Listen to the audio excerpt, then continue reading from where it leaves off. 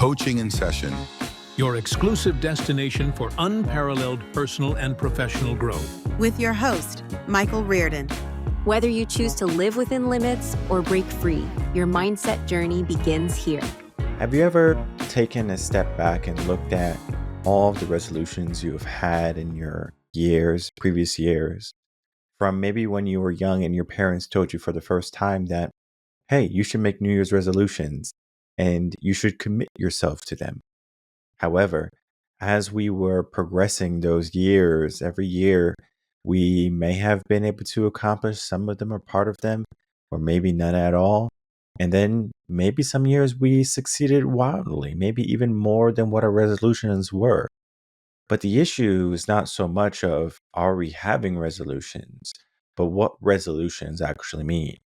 Because if I were to say, all right, I'm going to create all these intentions for the new year, but every single year I don't even put any attention to it, don't you think something's going to happen with my subconscious saying, well, you did it last year. You tried. You didn't succeed. You stopped. You didn't die. So the subconscious is going to say, why even try? Why even bother? Yes, of course, the conscious mind is going to be forefront in the beginning of the year. It's going to be hungry. It's going to be driven. It's going to have the momentum. It's going to be motivated. But that motivation runs out.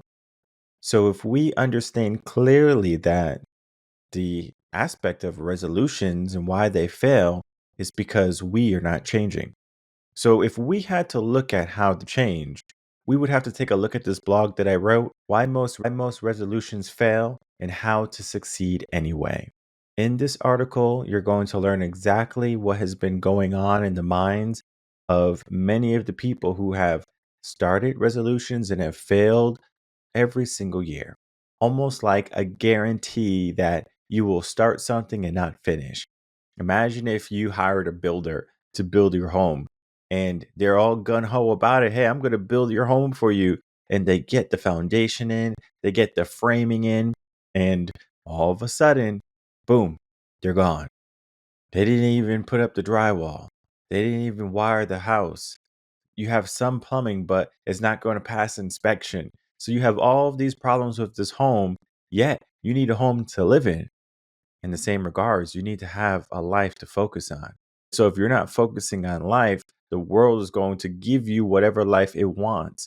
And oftentimes it's not the life that you dream of. So when we're looking at the idea, and we're going to be continuing the framework throughout this whole entire month, because I believe it's so important to not only have the foundation and the framework built before we even start the decoration part of what next year is going to be. And that's when we start to make it like ours. Like, hey, I'm going to put this picture frame here. I'm going to put this cabinet over here. And you're figuring out where you want things to be. You can, of course, plan for it. But when you plan too far ahead, especially into the year, if there is a pivot that needs to happen and you don't know how to do it, you're going to, instead of pivoting, you're going to stop.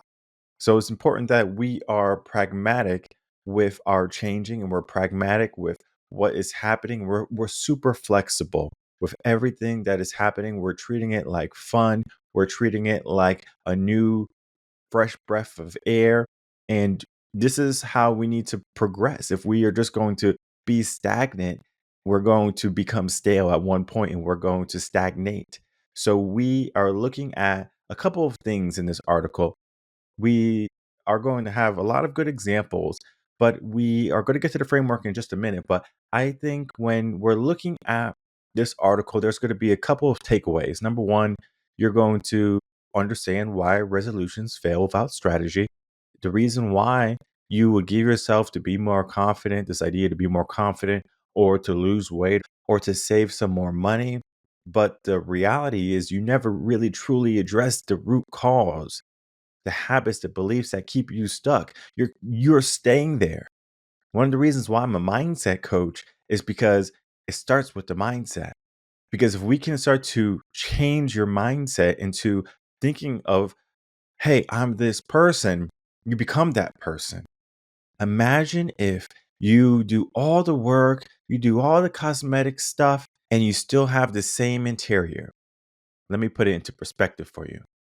You spend all this money on redoing your home, the whole outside. You put new windows, you put a new paint, new roof. All the color schemes match on the outside, but on the inside, you don't change anything. You still have the same old, outdated cabinets, the dark cherry wood cabinet finish. You have these old tile floors that are dingy, and you have all of these walls in places that don't need to have walls, so you don't have open concept living. And you were wondering why you did all of this work on the outside, and the inside is still a mess. Because when you walk in from the outside, you're looking at, oh, wow, this is real nice. Everyone's looking at, oh, wow, you're doing great. And then when you walk in on the inside, you're like, this seems all too familiar. Our comfort is there. And so we have to get rid of our old patterns so we can win.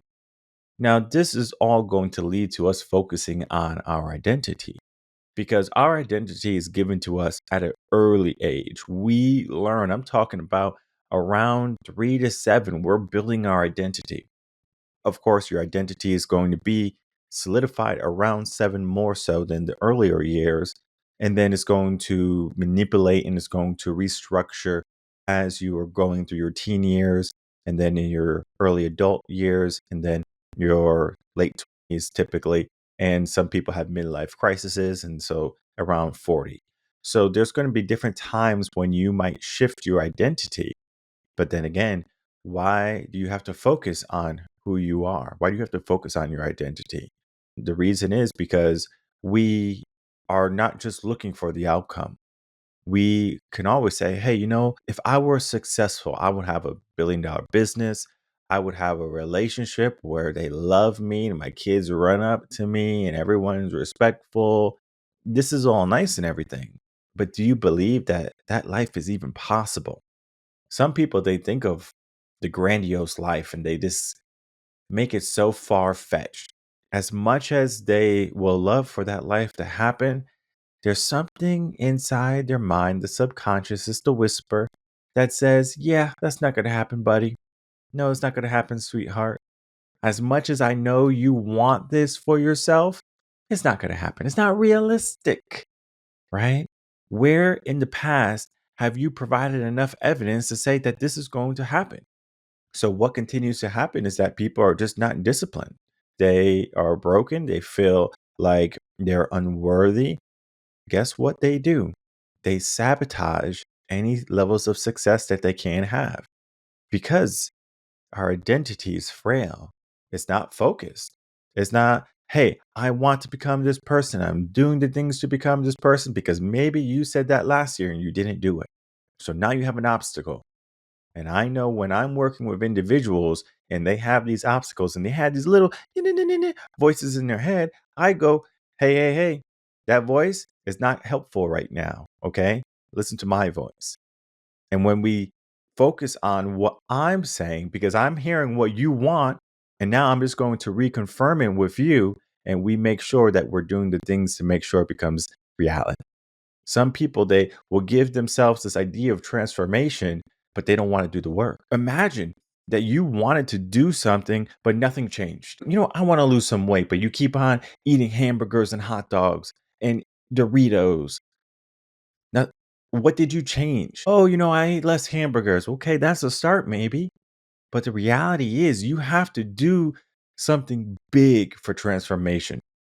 When I was young, we had different shows, and I think maybe the most relevant show today that most people will know is Autobots, right? The Transformer movies. And they have Autobots and the Decepticons, and these are cars, right? Regular cars that can transform into robots. And they're not necessarily only cars because they can scan any type of vehicle or I think anything. They can become that vehicle. So they could be a jet, a helicopter, a truck. When they transform, they're a totally different thing. Imagine if they just transform from a car into another car. It doesn't make sense, okay? So transformers transform. If you want to transform your life, what's going to change about you? When you look in the mirror, what's different? Is it just a shell or is it something on the inside? So we have to have the identity shift that has to happen. Because if we're losing weight, we might look different on the outside. But if we still feel like that frail individual on the inside who's afraid to eat a cheeseburger because you might gain a couple of pounds, we need to start to shift our mindset again. So identity shifts are going to happen, and we need to become the person that we want to feel like as well. Because on the outside, it's great. But on the inside, we need to be able to shift as well. We need to be able to redecorate and reupholster and put up new paint. We have to be able to do that. And if we can't, we're going to find ourselves struggling at every single point when we fall into a level of challenge or a level of difficulty, because it is easier to not be disciplined than to be disciplined. It is easier to not show up than to show up every single day. And all of this is going to lead to the idea of you confronting the uncomfortable truths of what you want to do or what you want to accomplish this year. You have to break the patterns. You know what you do. For example, maybe I'm a person that goes to work, I work a 9 to 5, and then I come home, and the first thing I do is I sit on the sofa and I turn on the TV, and I'm watching a little bit of TV, and I'm getting hungry, and I'm just so tired. I had such a rough day. So I say, you know what? I don't want to go and cook a meal, or I don't want to go do anything. So I'm just going to order some food. And you order Uber Eats or DoorDash, or maybe you even have a little bit of energy for you to get up and get out and to buy something, whatever you buy. You can buy, I guess you can go to Whole Foods and get something nice. You can go to meal prep places. Like they have a couple here in Texas, but it's not going to be everywhere. You can go to the diner and maybe be selective in what you eat or go out to eat.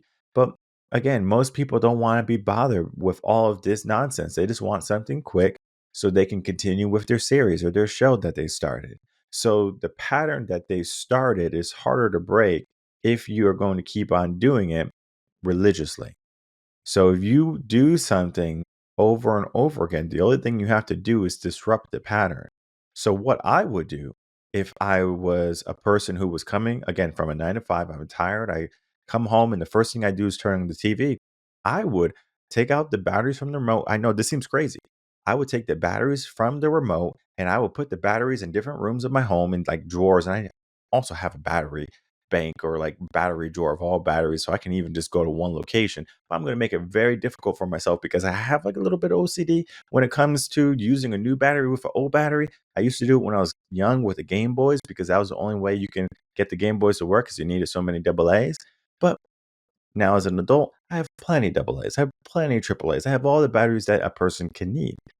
But the batteries for the remote, or for the batteries are for the remote. That's my mindset.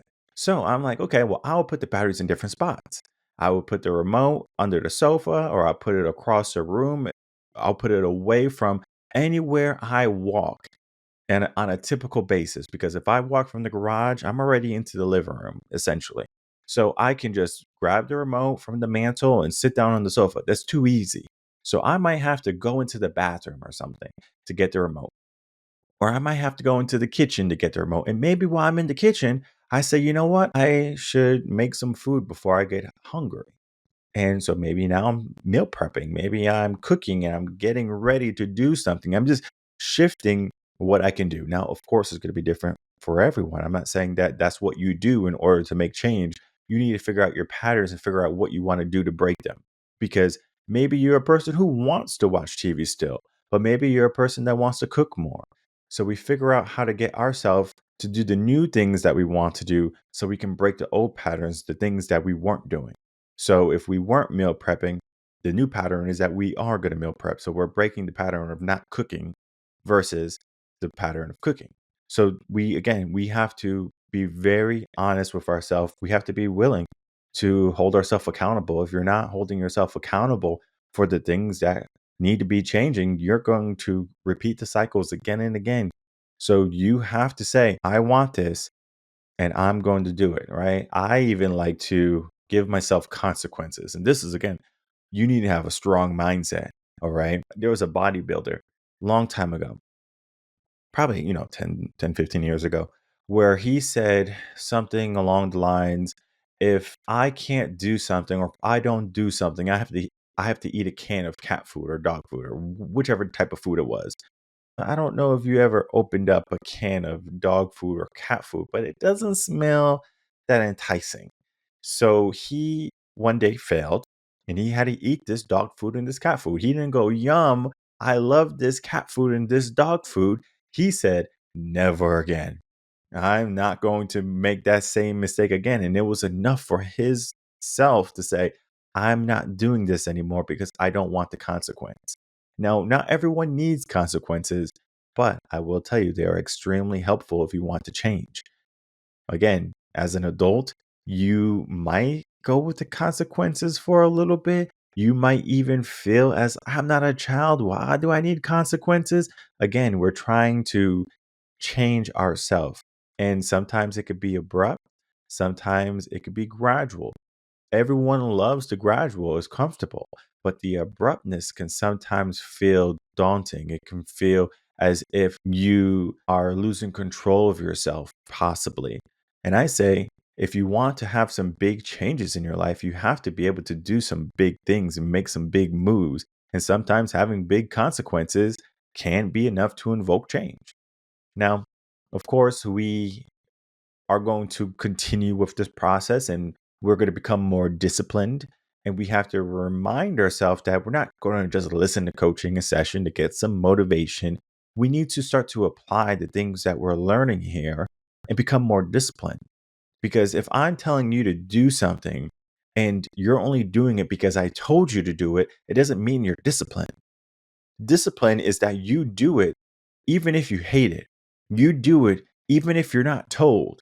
You just do it because that is what you do. I go to the gym and some days I don't want to go to the gym. Like this week was kind of crazy. I said, I want to go to the gym, but I don't know what body parts I want to work out with. And you might think, well, you still wanted to go to the gym. You were still disciplined. And I would say you are 100% correct. But then I would say this is not the mindset of someone who's disciplined. Someone who's disciplined is going to say, I'm working out this body part this day, and I'm going to do this and I'm going to do that. And they're regimented. They have that discipline. Now, of course, we can loosely define discipline and say, well, you're going to the gym, you're doing what you're supposed to do. Well, how about if discipline is that you go to work at 9 to 5, but you don't get any work done? Same thing. It's the same concept. If I don't have the intention of going to the gym to work out with 100%, then what am I even doing? So if you don't have the intention to wake up disciplined and focused to fight your day, what are you even doing? Because, yeah, you could be disciplined to do the motions of everything that you are accustomed to. But if you're not even doing it with any bit of enthusiasm or any bit of effort, you're going to find yourself looking for motivation to fuel you. And that doesn't get you to where you need to be. Motivation is temporary, right? That's why we have motivation in motion. Motivation is always moving. And it's like you can keep on renewing motivation, but for how long before that runs dry, before your mind and your subconscious start to work against you? Yeah, sure. Listen to all my motivational videos, listen to all the podcasts, and you're going to find yourself, if you're not taking enough action, it's going to stop. The discipline needs to come very quickly, especially when you have the momentum and you're looking for motivation. Build the discipline with those two factors, and you're going to find yourself making the small shifts that need to happen. So, all of this is to say that this is not going to be easy. This is going to be uncomfortable. Okay. Get ready to feel uncomfortable. Sometimes when I'm at the gym and it's time for cardio, I go, I worked out already 45 minutes lifting weights or an hour or whatever it be. And I go, I don't want to go on the treadmill or the Stairmaster for 10 minutes or whatever it be. And I'm like dreading this discomfort. And then when I do it and I accomplish it, I feel good. So I do the things that I don't want to do and I feel good after them. And it seems counterintuitive.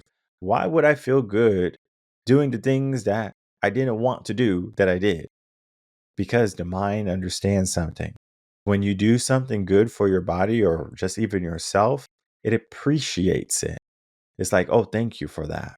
Of course, there's a aspect of who you are, the discomfort is that the brain is also trying to keep you from expelling energy, right? Because you never know when you have to run away from the police or a lion or a robber. I mean, there's so many issues that could happen to the brain, right? Because the brain can't disassociate fear from going on the treadmill and being uncomfortable versus the fear of something happening and you not being able to take action. It's all the same to the brain. So we need to figure out, okay, well, if we're going to do this, how can we do this with 100% confidence? And the more you do it, the better you're going to get at it. I know when I was doing yoga for a period of time, I would sometimes dread going into yoga. But then after, I felt like I was walking on air. I said, whoa, this feels good. And that is what your life should be. It should feel good every single day. And if your resolutions are not making you feel good and making you hopeful for it, then maybe they're not the resolutions that you need to be focusing on this year. Maybe there's something smaller that you can do. Don't make them so grandiose where you have no chance of winning. Sometimes stupid simple is the way to go. So, what resolutions do you have? You need to figure this out. Now, I always say that if you check out the article, you're going to be looking at the frameworks, especially for this month of December. The 3-part break framework for this blog or for this week, I want you to understand it's going to be in 3 parts. Number 1 is awareness, number 2 is replacement, and number 3 is reinforcement. Number 1 is awareness, and it's talking about identifying the habits, the thoughts, and the decisions that constantly hold you back. Write them down and be honest about the impact you had on your life. So, this is where journaling can come in. This is where coaching can come in, where you're talking about what has happened, what is happening, and you're bringing some new light to everything. And this is important for you to understand because if you can be more aware of what you're doing, imagine this. I remember when the smartphones first came out, iPhone and everything. Eventually, they started to have the usages of how often you're on a certain app or on your phone. I remember one client during the pandemic, he was like, I'm afraid to look at that because I don't want to see what I'm doing. And he goes, yeah, I spent like 20 hours this week watching YouTube. And I was like, whoa, like we need to start to adjust this a little bit more. And of course, when he was aware, he can see the problem. But then at the same time, he didn't want to be aware of this issue because he knew it was bad. He just didn't know how bad. So we have to bring light to some things that we might be aware of, but we are not fully aware of it. Now, number 2 is talking about replacement. And this idea is going to be for each unproductive pattern, we're going to implement a deliberate replacement that aligns with the identity you want to embody. So for example, if you struggle with late night snacking, prepare healthy options and or establish a routine that signals rest to your body. If you overspend, replace mindless purchases with a small saving ritual. So again, this is just replacing a bad habit with something that is better for you. Now, I'm not going to say it's a good habit either. It could just be better than what you were doing. Because if you were eating a cheeseburger every night and instead of eating a cheeseburger, you're eating a hot pocket, I don't know the calories and I don't know the carbs and I don't know the fats. It might be the same. It could be a little bit better. So maybe eating the hot pocket could be better, but maybe you want to go full 180. So instead of eating the hot pocket or the hamburger, you're eating a salad, right? So you get like a little bag salad. It's super easy to make and you can get some grilled chicken that's already made from the store or you can make your own type of meat or whatever you want for it. You get up some ham slices and cut up some ham. I mean, there are so many options for you to do something different, right? You're just replacing what you have been doing with something a little bit better. And it could be a lot better, but then again, you're just replacing it knowing that one day you're going to replace it with exactly what needs to be there. Okay. So you're just finding out what replacement today, and then tomorrow you figure out if this is truly working. Now, the last part is going to be reinforcement. It's going to be strengthen the new patterns by creating supportive systems. So, this is all, again, coaching where you are getting accountability partners, journaling, you are looking at your environment and adjusting it, and the behaviors of not only yourself, but the people around you. And all of this is going to reinforce what you're trying to accomplish, what you're trying to do. Because, for example, if you're working with me, you are going to find that I'm going to reinforce a lot of good things that you're doing, and a lot of the bad things you're doing, we're going to redirect. Because if I keep redirecting you, eventually you're going to do the right thing. I remember when I was a swim coach, when the kids were doing something incorrect, I would redirect them. Okay. I didn't yell at them. I don't have to scream at them. I just say, okay, instead of doing what you were doing, I want you to do this. So we move our kicks this way, we move our arms this way, we move our body this way. And sure enough, they do exactly what I redirected them to do. I didn't have to give them harsh consequences or yell at them or berate them. The mind naturally shifts like in ticks, like a clock. Every second, tick, tick, tick. And if you just shift something, your body naturally remembers it. Boxing, for example, any type of martial arts, it becomes second nature for you. In the beginning, you're thinking about every kick, every punch, every move, but then it's almost instinctual. So when you reinforce that to yourself or for yourself, then you reinforce all aspects of your life. A home, for example, or a tree doesn't worry about standing tall. It's reinforced properly. If you reinforce yourself properly, there's going to be many things that you're not going to worry about. A tree or a home is not worried about a little bit of wind. Maybe a tornado, they might start shivering and shaking. But the reality is, bad storms come and they stand tall. And so should you. And so when you look at this article here, why most resolutions fail and how to succeed anyway, I want you to understand that it is okay to have resolutions. It is okay to attempt something and to fail. It is okay to fall down and to get back up. It is okay to stop and it's okay to go again. But when you're looking at your resolutions and why they fail, you need to figure out which part or which area you struggle the most in.